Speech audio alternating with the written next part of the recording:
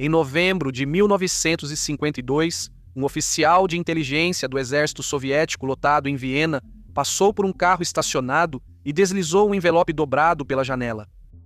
O carro era de um diplomata americano. O envelope trazia uma carta em russo oferecendo vender segredos militares por dinheiro. Em poucas semanas, a CIA identificou o homem como Pyotr Popov, um major do GRU, a inteligência militar soviética. Ele foi o primeiro oficial de inteligência soviético de alto escalão recrutado pela agência. Durante 6 anos, trabalhando primeiro em Viena e depois em Berlim Oriental, ele forneceu à CIA um retrato detalhado da capacidade militar soviética que a agência até então só podia sonhar. Mas quando Popov foi chamado de volta a Moscou e ficou separado de seus controladores, uma tentativa desesperada de restabelecer o contato deu à KGB a pista de que precisava. Reza a lenda que Popov enfrentou um fim mais brutal do que seus controladores poderiam imaginar.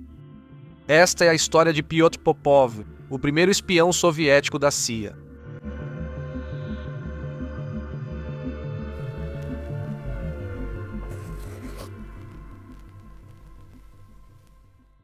Quando Pyotr Popov fez sua abordagem, Viena era um centro da espionagem da Guerra Fria.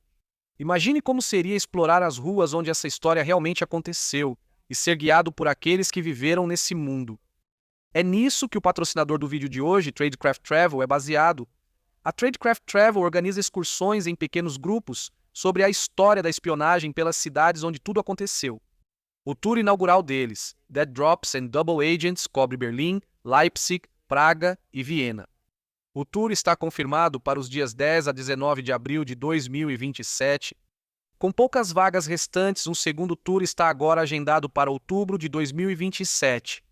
Se prefere a Guerra Fria em Londres, a Tradecraft Travel oferece o novo tour War Rooms and Walk-ins, focado na história de inteligência da cidade e nas operações soviéticas e russas no Reino Unido. A Tradecraft Travel foi fundada por Jack Buchanan, um oficial sênior aposentado da CIA. Seu tour será conduzido por John Cipher, um ex-chefe de estação da CIA. Com grupos de viagem propositalmente pequenos, você terá acesso direto a quem já viveu o drama de espionagem geopolítica que você gosta de aprender neste canal. Mas não é só intriga e mistério. Esses passeios são projetados para lhe dar espaço para explorar e aproveitar algumas das cidades mais interessantes e bonitas da Europa no seu próprio ritmo. Acesse o link na descrição, no comentário fixado ou em tradecrafttravel.com para ver detalhes dos passeios e reservar. É tradecrafttravel.com/Philip. Pyotr Popov nasceu em 1922 em uma família camponesa em uma pequena vila no Volga. Ele cresceu em uma cabana de um cômodo e sua família era muito pobre. Em 1930, um jovem comissário bateu à porta da casa dos Popov. Ele foi explicar os termos do novo programa soviético de agricultura coletiva. O irmão mais velho de Popov, Alexandre, então, com 18 anos, arrastou o comissário pela sala e o jogou no quintal. 3 dias depois, tropas da GPU vieram buscar a família. Os Popov foram declarados kulaks, nome dado à classe dos camponeses ricos. Eles se tornaram inimigos da revolução. A família permaneceu sob custódia enquanto esperava a deportação para a Sibéria. Foi a resposta determinada de Alexandre que os colocou nessa situação, e ele também foi quem os tirou de lá.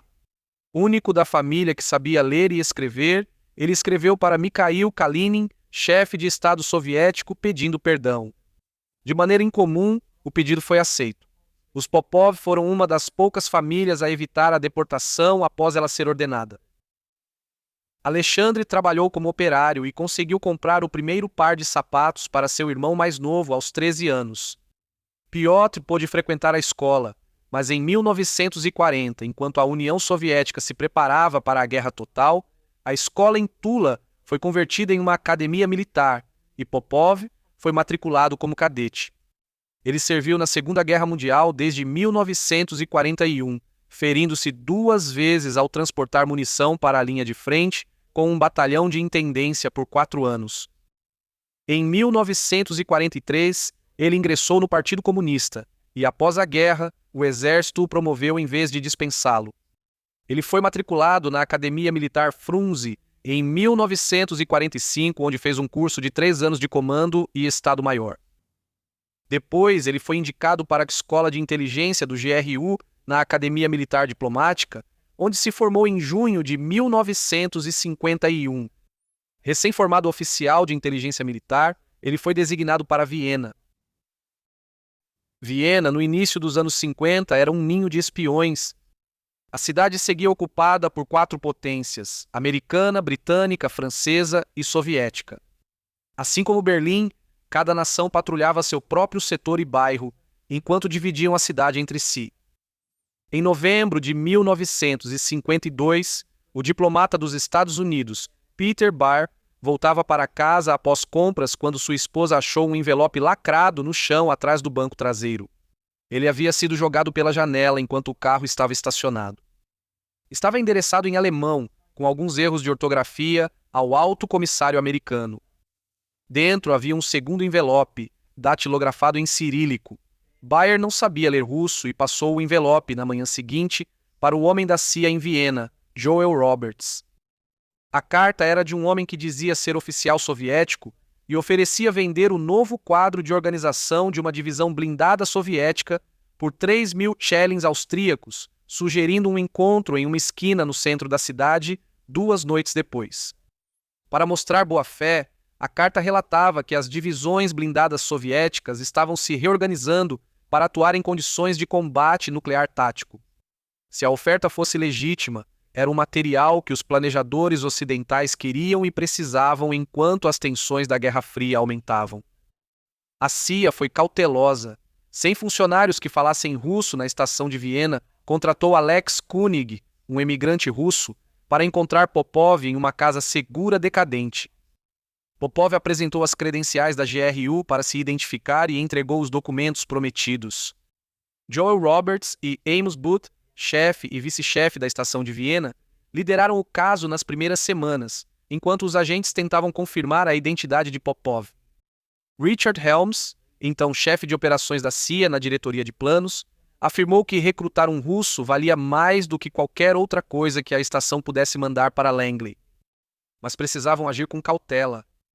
Alguns anos antes, um oficial soviético na Turquia chamado Konstantin Volkov tentou desertar para os britânicos, mas acabou sendo drogado e enviado de volta para Moscou. O caso caiu nas mãos de ninguém menos que Kim Philby.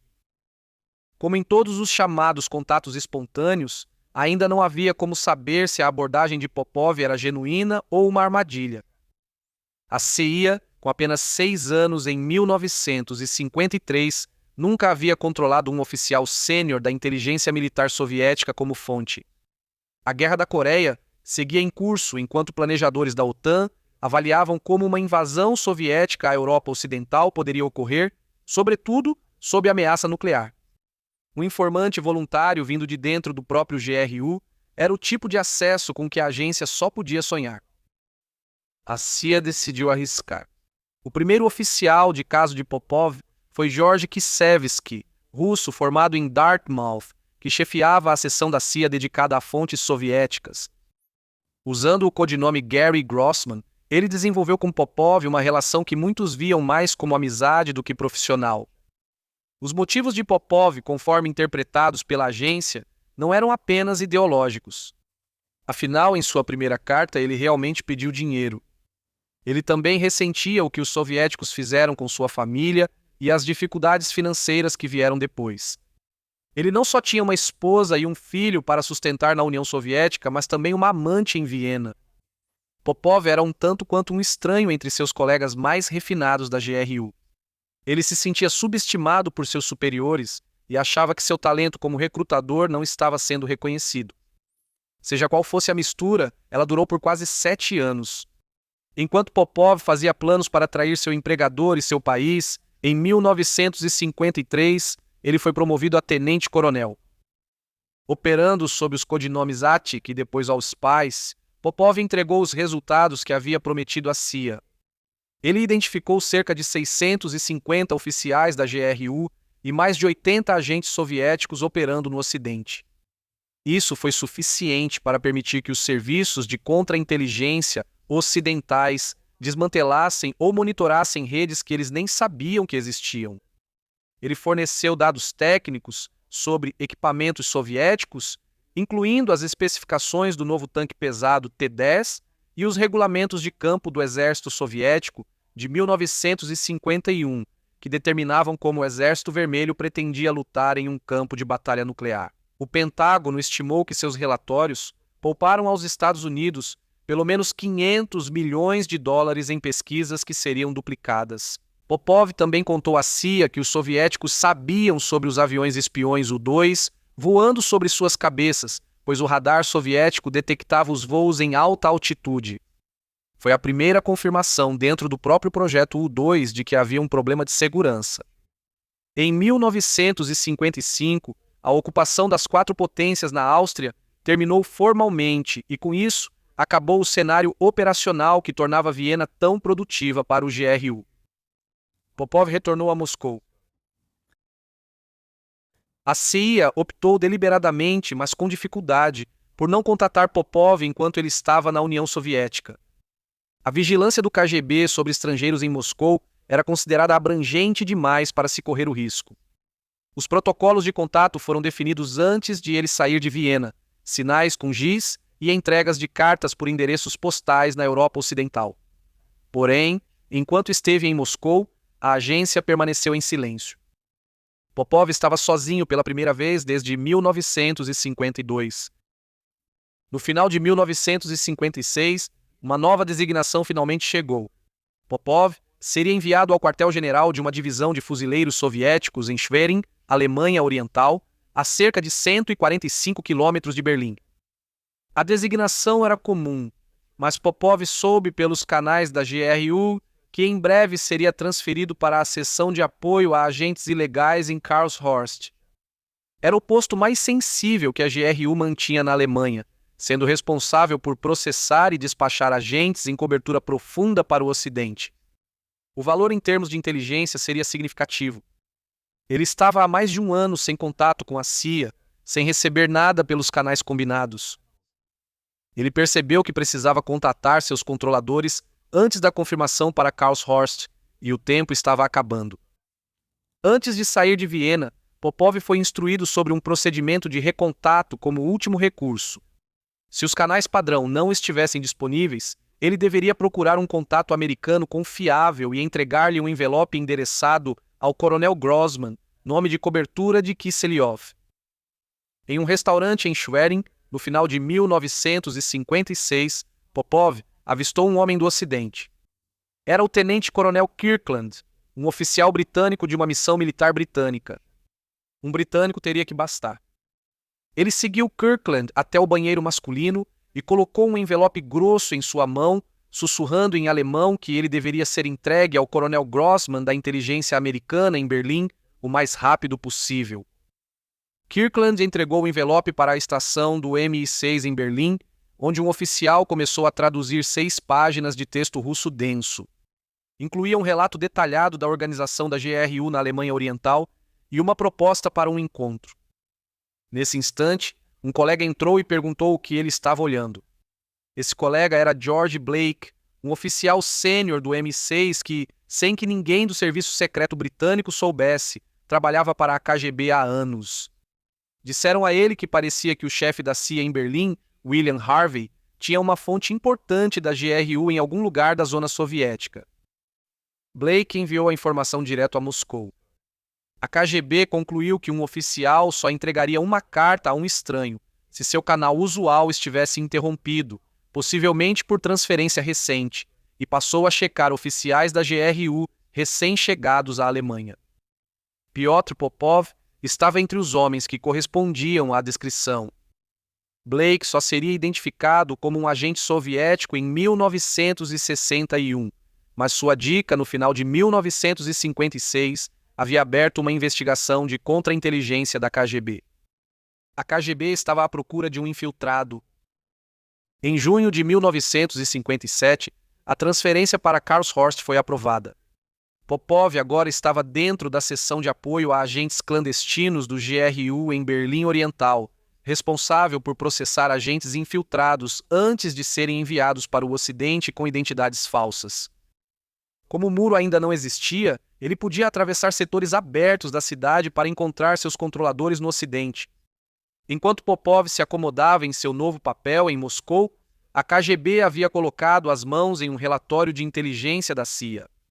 Eles ficaram alarmados ao ver que continha o conteúdo de um discurso privado do Marechal Zhukov. A lista de presença daqueles que estavam no discurso foi recuperada, e entre os nomes estavam Piotr Popov. A investigação de contra-inteligência que a dica de Blake em 1956 havia iniciado agora tinha uma lista curta de nomes. A investigação se intensificou. Mais tarde, em 1957, Popov processou a partida final de Margarita Tiurova, uma funcionária do escritório da GRU, treinada para trabalho de infiltração profunda nos Estados Unidos. Tiurova viajou de Moscou para Nova York via Paris sob o nome de Mary Grodnick. A cobertura era que ela voltava ao país como turista americana. Uma vez nos Estados Unidos, ela planejava assumir uma identidade falsa permanente como Florence Grochowska, uma manicure de Cleveland. O marido dela, também um agente ilegal com o codinome Zokob, cujo nome verdadeiro era Igor Tiurov, viajou separadamente sob sua própria cobertura. A missão deles era se reunir e criar uma rede de apoio na região do Bronx ou de Yonkers. Piotr Popov a instruiu em Berlim Oriental, checou seus documentos e roupas por etiquetas soviéticas e a acompanhou até o aeroporto de Tempelhof. Ele contou a Kiselev quando e como ela viajava. A CIA passou os detalhes para o FBI, que estava esperando quando Tiurova desembarcou em Nova York em outubro de 1957. O FBI colocou uma equipe rotativa de vigilância sobre ela, uma técnica que os agentes chamavam de Bucket Brigade, projetada para que nenhum rosto aparecesse com frequência suficiente para que ela percebesse. Tiurova era, no entanto, mais astuta do que qualquer um imaginava. Ela percebeu que estava sendo seguida ao viajar para o aeroporto Tempelhof, em Berlim. Em março de 1958, ela e o marido abandonaram o apartamento com roupas e louças ainda dentro e fugiram de volta para a União Soviética. O caso Tirova era só parte de um programa muito maior de ilegais soviéticos. Moscou passou anos construindo redes de agentes ilegais dentro dos Estados Unidos, oficiais e colaboradores vivendo sob identidades falsas, muitas vezes assumindo os nomes de crianças falecidas. Viviam como americanos comuns, prontos para agir se a guerra começasse. A denúncia de Popov custou ao GRU uma dessas redes antes mesmo que pudesse ser construída, mas a que preço para ele próprio? Ao voltar para casa, Tirova contou à KGB que suspeitava que sua missão havia sido comprometida desde o início. Poucos sabiam dos planos de viagem de Tirova com antecedência. Piotr Popov era um deles. A denúncia de George Blake, combinada com o comprometimento da Operação Tirova, significava que Popov agora tinha a mira apontada diretamente para sua cabeça. A KGB já havia enviado um de seus próprios homens para Berlim Oriental em 1955. Sua missão era observar a colônia soviética em busca de qualquer atividade suspeita e sinais de deslealdade. Em setembro de 1957, Valentin Zvezdenkov havia sido promovido a chefe do departamento de Karlshorst, responsável por monitorar agentes ilegais, o mesmo tipo de trabalho que Popov realizava pelo lado do GRU. Os dois homens eram contrapartes institucionais, atuando no mesmo território em frentes opostas, e Zvezdenkov tinha uma visão clara de tudo o que Popov fazia. Em 1958, a investigação da KGB já estava em andamento há 2 anos. Outro problema para Popov era sua amante em Viena. Ele foi orientado a cortar contato com Milika Kohanek, mas continuou escrevendo para ela. Kohanek era uma refugiada iugoslava apátrida, uma sérvia vivendo no setor soviético de Viena, sem nenhum governo para protegê-la. Popov recrutou inicialmente Kohanek como fonte da GRU sobre emigrantes iugoslavos na cidade, antes do relacionamento se tornar romântico. O contato contínuo dele era uma violação direta dos regulamentos da GRU. Em agosto de 1958, o oficial da GRU Maximinkov, enviado pela Residentura de Viena, para recrutar Kohanek novamente como agente por direito próprio, apareceu bêbado no apartamento dela à noite, gritando e chutando a porta para entrar. A polícia austríaca logo chegou para prendê-lo e, para grande constrangimento, a embaixada soviética teve que buscá-lo formalmente na delegacia. O incidente levou a uma revisão interna de segurança sobre como a residência lidava com Kohanek. Essa revisão levou às cartas de Popov. Ele disse que escreveu para ela com permissão oficial para ajudar a recrutar um sargento americano. A KGB não ficou satisfeita. Eles vigiaram Popov ainda mais de perto, observando cada movimento. Popov costumava ser visto próximo aos funcionários da embaixada americana. No final de 1958, um diplomata americano em Moscou acidentalmente enviou a ele uma carta com o endereço do remetente no envelope. Isso foi a prova final, aos olhos da KGB, de contato não autorizado com o inimigo. Valentin Svetkov observava Popov o tempo todo. Tendo construído seu caso, ele deixou a Alemanha em 12 de novembro de 1958. 5 dias depois, em 17 de novembro de 1958, Popov foi chamado de volta a Moscou para o que ele acreditava serem consultas de rotina. Ele foi preso ao chegar. A CIA havia preparado um plano de fuga exatamente para essa contingência, mas Popov tinha sido claro. Ele não partiria sem sua esposa e filhos. O plano era cruzar de Berlim Oriental para Ocidental no dia do trabalho, aproveitando o movimento das famílias entre os setores no fim de semana para não chamar atenção. Ele nunca havia acionado isso. Sua esposa e filhos deixaram Berlim Oriental rumo a Moscou de trem cerca de 3 semanas após sua partida, despedidos por amigos na estação. Não havia escolta de guardas e nenhuma urgência aparente. Para quem via de fora, a partida parecia rotineira.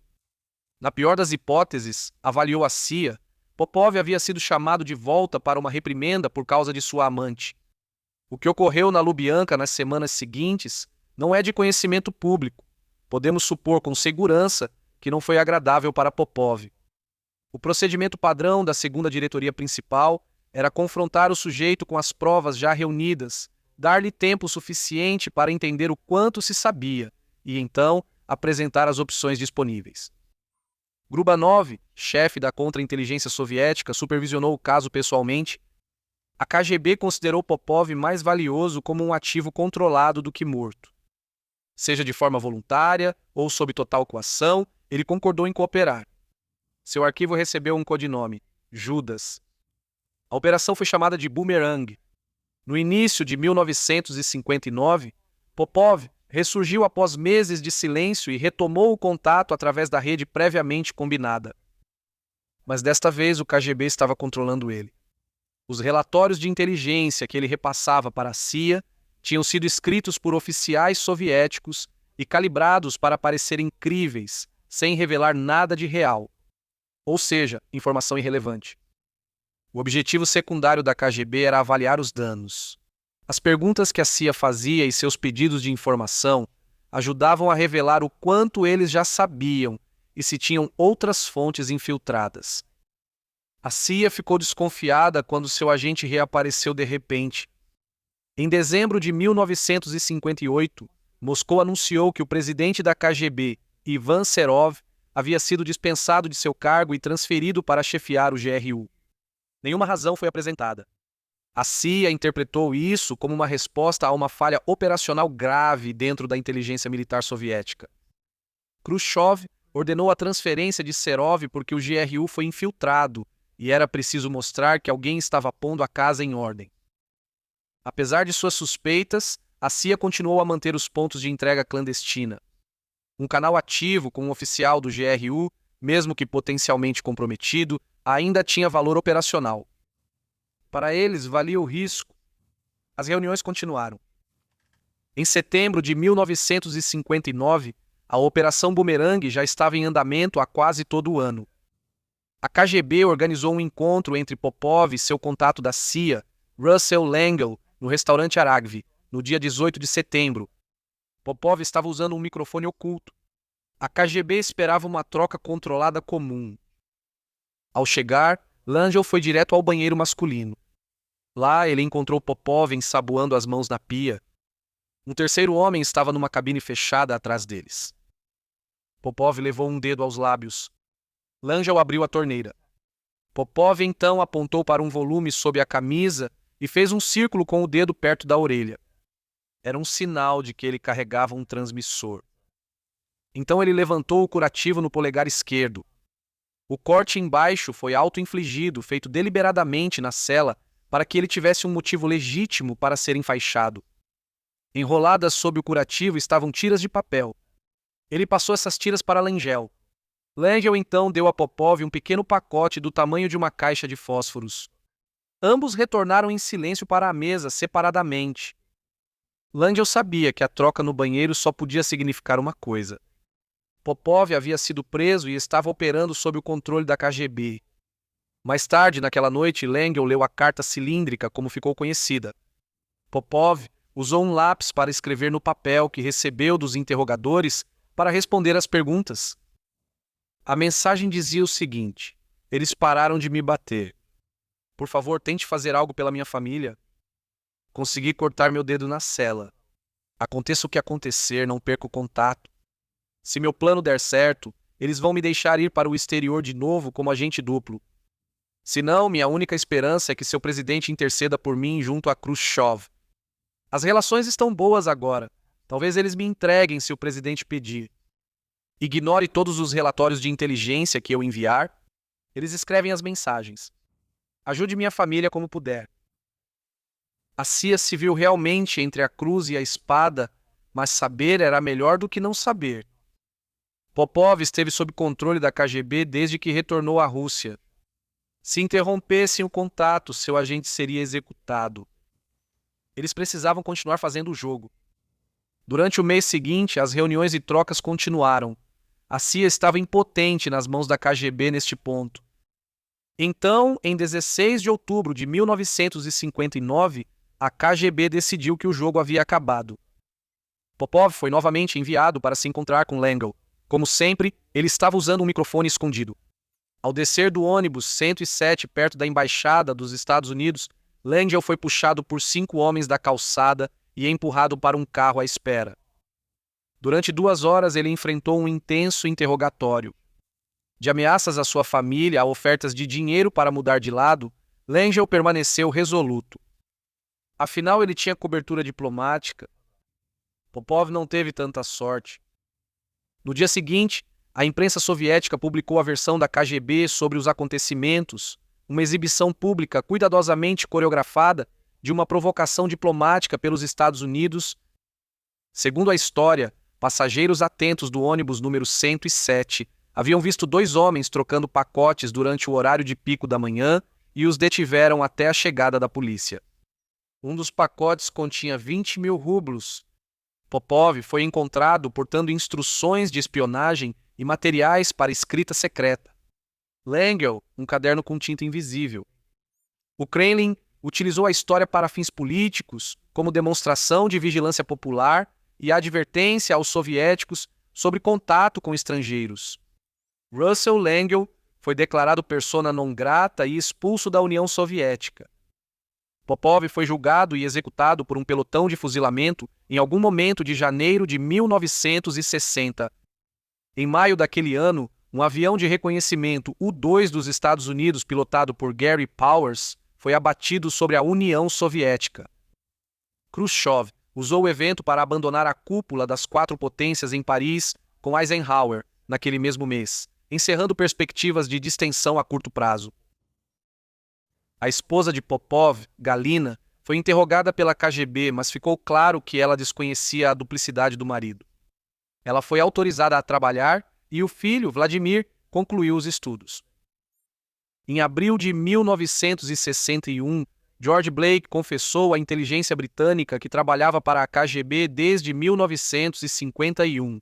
A inteligência ocidental finalmente descobriu não só como o túnel de espionagem em Berlim foi comprometido, mas também como perderam seu agente.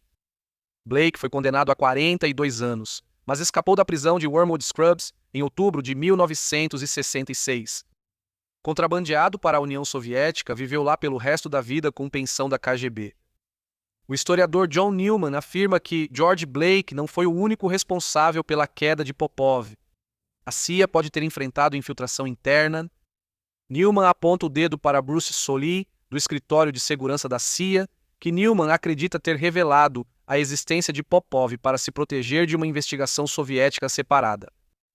A CIA aprendeu lições difíceis com seu primeiro grande infiltrado na inteligência soviética, inclusive que o comprometimento traria consequências fatais. No caso de Popov, foi uma série de pistas, uma combinação de quebra das regras de ofício e azar que, no fim, levou à sua queda. Valentin Zvezdenkov, contemporâneo de Popov na KGB, deixou a Alemanha 5 dias antes de Popov ser chamado de volta.